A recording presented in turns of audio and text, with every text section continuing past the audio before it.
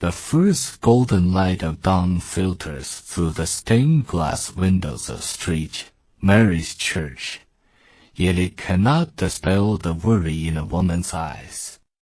Her name is Clara, who prays devoutly here every dawn.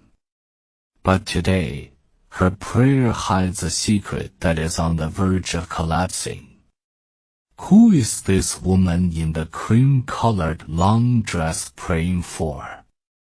And what kind of intersection will the mysterious old man huddled shivering in the cold wind outside the church have with her fate? As soon as the 5 o'clock bell rings, Clara's day begins. After praying, she always bakes several loaves of fragrant bread and delivers them door to door to the elderly living alone. 82-year-old Mrs. Higgins is bedridden. Clara not only helps her clean the room and prepare breakfast, but also reads the Bible to her softly. In Mrs. Higgins' eyes, Clara is like an angel sent by God. But no one knows that this woman who always treats others gently is being crushed by her nephew Leo's medical bills since Leo's parents passed away. Clara has raised the child alone, and now he is lying in the hospital, suffering from a severe lung infection. The peaceful life is soon disrupted. Developer Derek has his eye on the land next to the church, wanting to turn it into a shopping mall. When the priest refuses to sell this gathering place for the community, Derek's anger is unexpectedly all vented on Clara, who is enthusiastic about church affairs. He sends his men to threaten her in the alley, and even goes to the laundromat where Clara works part-time to spread rumors, causing her to lose her job. Faced with Derek's temptation giving up her faith in exchange for Leo's medical bills, Clara shakes her head firmly. The church is not for sale, and neither is my faith. In the midst of difficulties, Clara does not stop her kind deeds. She notices Mike, a homeless young man who often sleeps on the church steps, and brings him hot meals every day, warming his confused heart with the power of faith. On a rainy night, she even lets Mike take shelter in the church storage room and hands him a thick blanket. More touching is that at the prayer meeting every Wednesday night, besides praying for Leo and the neighbors, she even prays for Derek, who targets her everywhere. This kindness that does not hold grudges also quietly moves the other members of the prayer group, who have donated change one after another to help her share Leo's medical bills. On the way to the hospital to visit Leo, Clara meets a little girl crying by the road. This little guy with golden double ponytails and holding a teddy bear is exactly Derek's daughter Emma. She got lost accidentally while her nanny was shopping. Instead of alienating Emma because of Derek's hostility, Clara takes her to a cafe for hot chocolate and takes the initiative to contact Derek.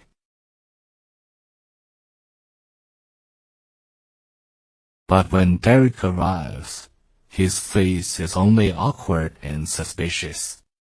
He hastily says thank you and takes his daughter away. Clara never expects that this accidental encounter will become a foreshadowing for changing everything.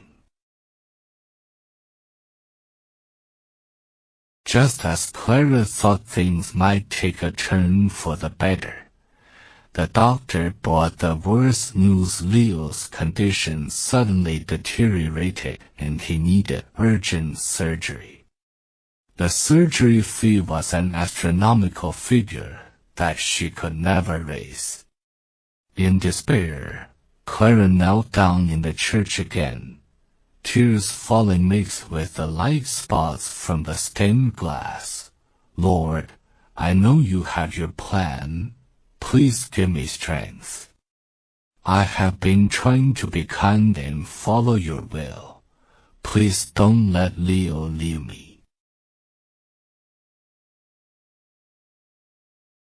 She didn't know that at the church door, the mysterious old man who had received her cardigan that dawn was watching her quietly with gentle eyes. The next day, Derek arrived at the church gate aggressively with his lawyers, threatening the priest to sue the church if he did not sell the land. The tense atmosphere was on the verge of breaking out, and Clara hurried over, wanting to mediate. Derek, I know you are in pain because of your father's death, but destroying the church won't bring him back, Clara said courageously. Mrs.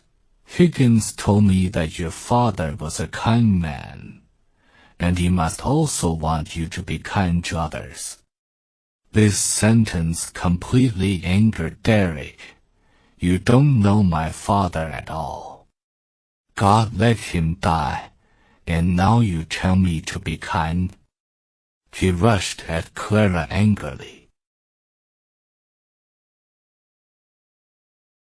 At that moment, the mysterious old man suddenly stepped forward and stood in front of Clara.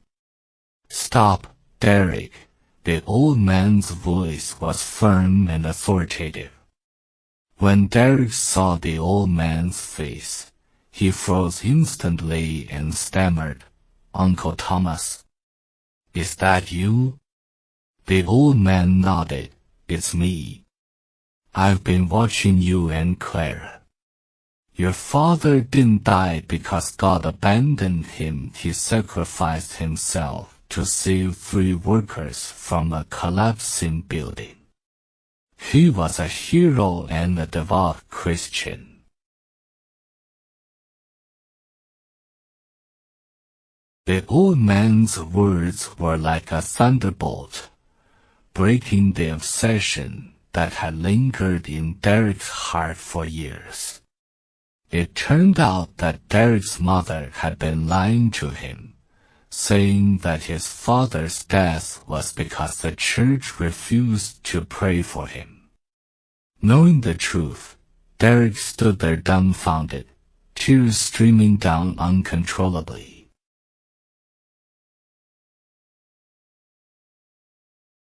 It turned out that Derek's mother had been lying to him, saying that his father's death was because the church refused to pray for him.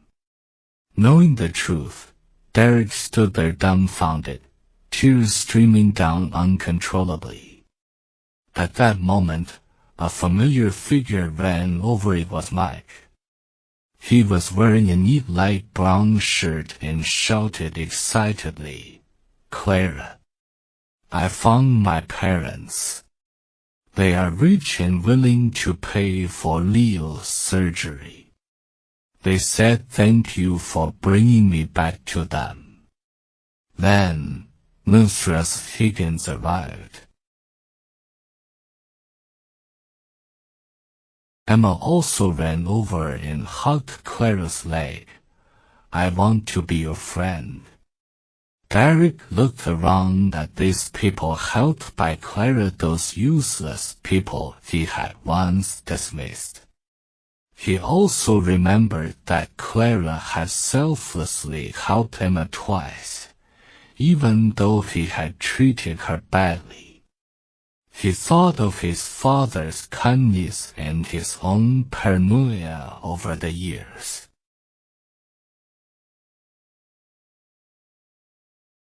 Finally, he knelt down on his knees, tears streaming down his face. "I'm sorry. I was wrong. I shouldn't have hated God or hurt you, Clara. I won't sue the church. I will also donate money to repair the church's roof and pay for Leo's surgery." As soon as he finished speaking, Clara's phone rang. The hospital said that a mysterious donor had paid all of Leo's surgery fees.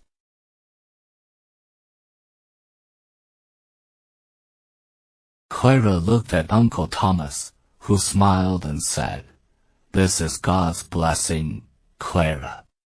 You kept your faith in kindness, and He heard your prayer. I am a friend of your parents. They asked me to look after you before they died. I have been testing your faith, and you passed with flying colors." With that, the old man took out a silver pendant engraved with a cross from his arms. It was a relic of Clara's parents.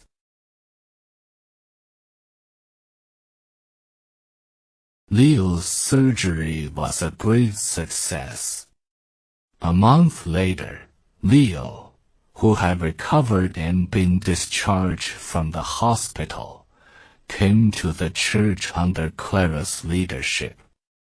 The little boy who was once pale and timid now had a ruddy complexion and bright eyes, jumping happily at the church gate. On the church roof, Derek, wearing a simple light gray coat, was repairing the roof with the priest, a long-lost smile on his face.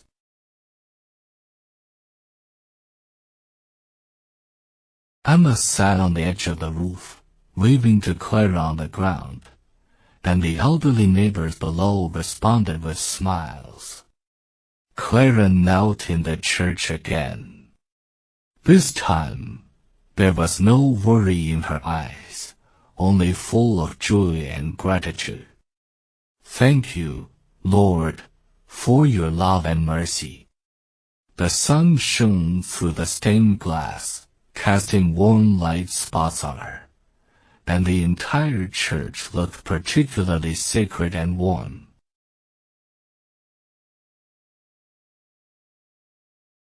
The camera slowly pulls back, and the church steps are full of people.